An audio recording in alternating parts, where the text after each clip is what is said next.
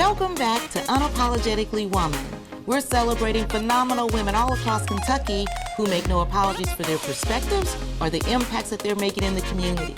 Today we're celebrating Angela Evans. Angela is an attorney who is a legal director for the Maxwell Street Legal Clinic, and she's the presumptive Fayette County Attorney-elect. Unapologetically Woman, Angela Evans, that's you. Welcome. Thank you. How's everything going? It's been a busy few months for you. Yeah, I think we're right at a month. It's been a whirlwind, but it's been exciting. A lot of congratulations and people expressing how happy they are, not just for me, but for the community. And people are just really excited, and it's exciting to see that. What can they expect from you? Really just to be involved and to be there. One, make good on what I had talked about in my campaign. Really an education on the county attorney's office and more transparency, kind of like I talked about before, knowing what cases come in, what types of cases come in, and how they're resolved, and just the numbers, just to see some real data about the office itself. Is that something that you think has been missing, or something that just hasn't been? It's been missing, and it's missing from a lot of different prosecutorial offices, but it's something that can be done and needs to be done now more than ever. People just in general have a lot of doubt about government in general, and I think we need to make sure that we are doing what we can to restore some of that faith by being transparent and what's going on, whether it's how we prosecute, the money that's collected, and how those funds are being used. I mean, city government does that, and I think every area of government should do that as well. And so this isn't the first elected seat that you've been in. You were also the council on the LFUCG City Council before that. Yes, 6th District. So, 6th District, yeah, okay. So that was the Hamburg, Bryan Station, up to Mary Todd, East-Northeast part of the city. So yeah, for 6 years. And so how did that help prepare you for this opportunity? Really, just knowing people, and knowing what people are concerned about. It was always good to have a pulse about the community. And, I would always reach out. I did a newsletter to my constituents, so that was already a part of what I did, was letting people know what was going on. So people appreciated that, and they believed that I would continue that. They knew I would continue it because I'd started it as a council member, and that I genuinely do care about the concerns. I did respond to my constituents and tried to help them work through whatever problems that they had and help them understand government better. That was a lot of what I did and what I want to continue to do. Well, and in that position, you had to have some pretty thick skin because, you do. Anytime you're an elected, everybody's got opinions about it. Right. How difficult was that? Or were you expecting it? You grow it, and as an attorney, that's just something I've that's grown for 20 years, 21 years, and especially starting off as a public defender. I was going to ask you about that. I didn't have always the most gracious of clients, and you just kind of grow that, and you learn to communicate with people where they are, and deal with the problems that they have and the issues that they have, and try to come to some resolution. And that's what I really did. But yeah, the thick skin, you grow that, and it's a part of government. I've always heard, I think Jim Gray always says it, that if you want to be liked, you don't go into politics. Absolutely you not. want to be liked by everyone, because that if you're doing your job right, that's not going to happen, because you're going to have to take a side. So yeah. But even when people didn't like my decision, they understood it, and I got a lot of that, even knocking on doors this time, and whether it was on a Facebook post or just being at the door, they're like, yeah, I understand, or I remember you said this or that, and didn't necessarily agree with you, but I appreciated your position. And then on the flip side of that, being in the minority of a decision, but still holding true to that vote. And even if it didn't prevail, people appreciated that especially when they agreed with it. They're like, we appreciate you taking that stance and being willing to be a minority vote and not just go along to get along. So yeah, you grow it because, it's part of what you do. Well, any decision that you make, some people are going to love it and some people are going to hate it. Exactly. And that's just part of it. Right. But you talked about being the first. Well, maybe you didn't talk about it. Maybe I want to talk about it. You're being the first. You're the first Black female to this position. Well, to any lead prosecutorial position in Kentucky. So I'll clarify that. But the first Black county attorney or lead prosecutor in Lexington. But yeah, only the first Black female of any lead prosecutorial position, meaning elected official in Kentucky. But yeah, so that's still sinking in. So when do you think we're going to stop looking at she's the first, she's the first, she's the first? What do you think? When all the firsts are done.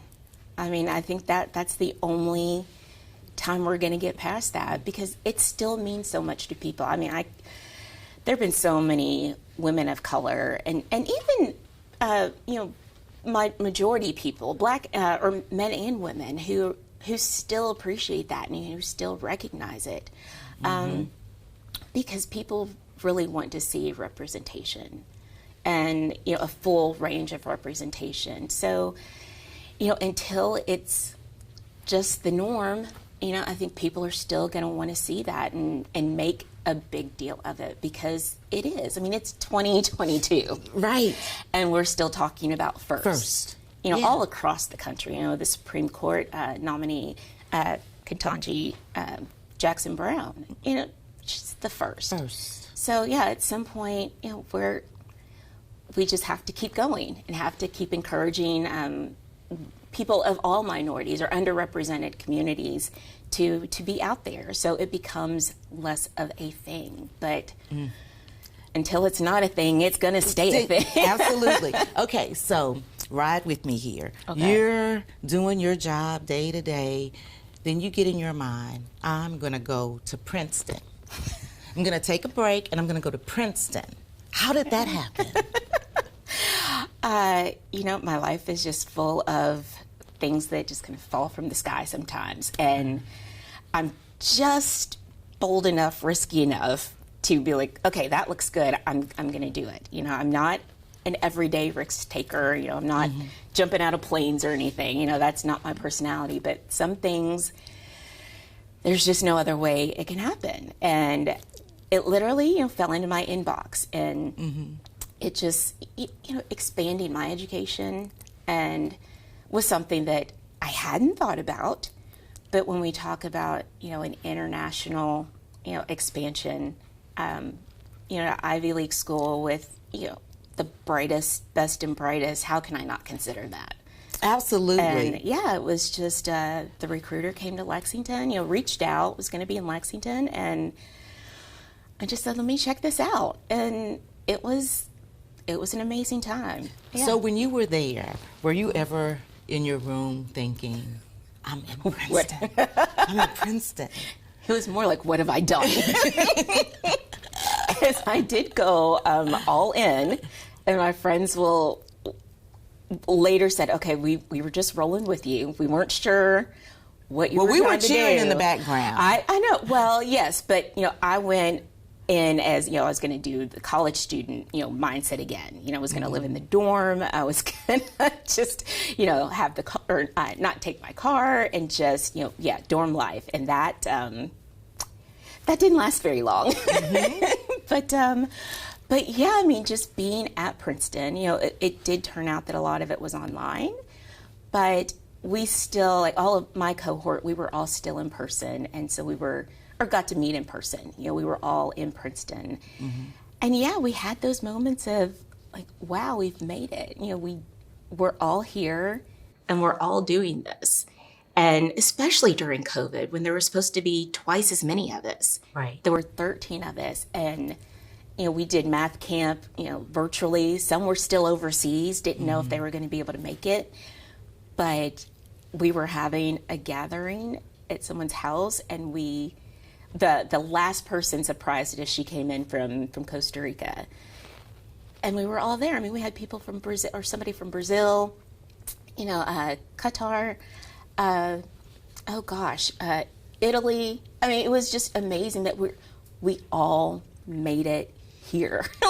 Right. And it was a really great experience, just physically being together. Like, I've seen you, like we've all done. Mm-hmm. I saw you so long on Zoom, but you were like 6-hour time difference. But now you're here. Like, mm-hmm. I can touch you. Mm-hmm. So it was a great experience, and we were all just so enamored and in awe of each other, and That's just so impressed with each other. Speaking of great. being impressed, you have a phenomenal mother.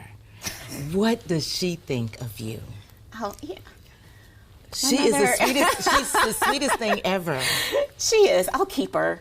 But my mom, she thinks I haven't played the piano since I was 8. She still thinks I can get on there and play something. Now, I'm 46 years old, so she's just that kind of woman that's like, you want to do it? Of course you'll do it. Okay. Like, of course you'll win. If you want to sing, you'll just sing, right? I can't sing better than her, so yes. Well, you had a great experience. Yes. Tell us about it.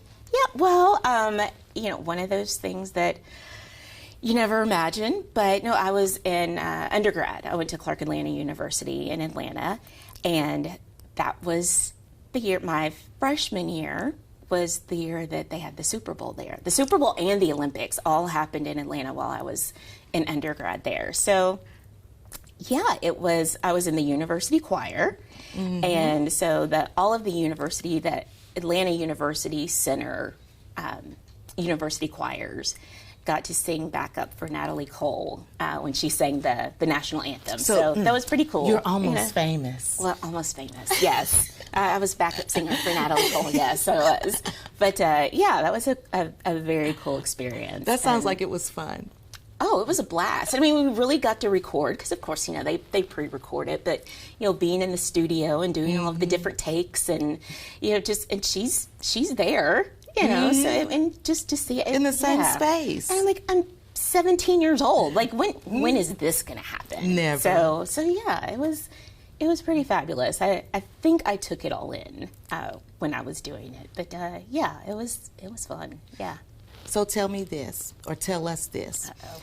We could be here all day, but we got to leave some words of advice for young girls and women who are looking up to you, because representation does matter, Angela. It does. Mm-hmm. What kind of advice would you give them about reaching their dreams and staying in the fight? Yeah.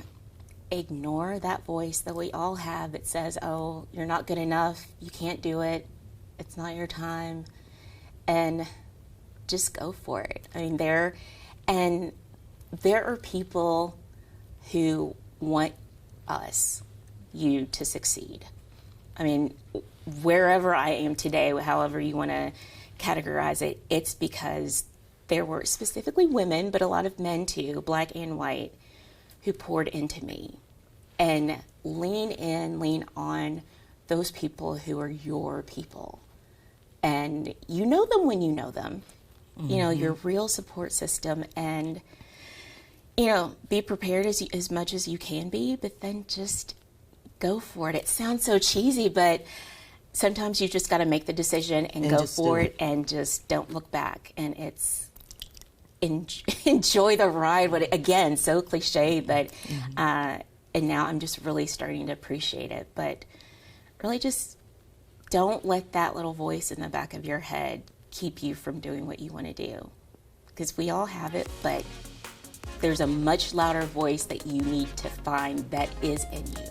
Whatever, the voice that gives you the idea to even do it. Listen to that voice and just tune out the other one.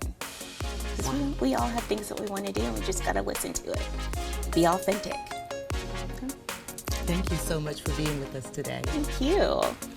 You guys heard it from Angela Evans. Be authentic, and don't listen to that voice that tries to put you down. Listen to the other voice that wants to move you up. Keep watching as we celebrate other phenomenal women just like Angela Evans, who is shattering glass ceilings in Kentucky. We'll talk to you soon.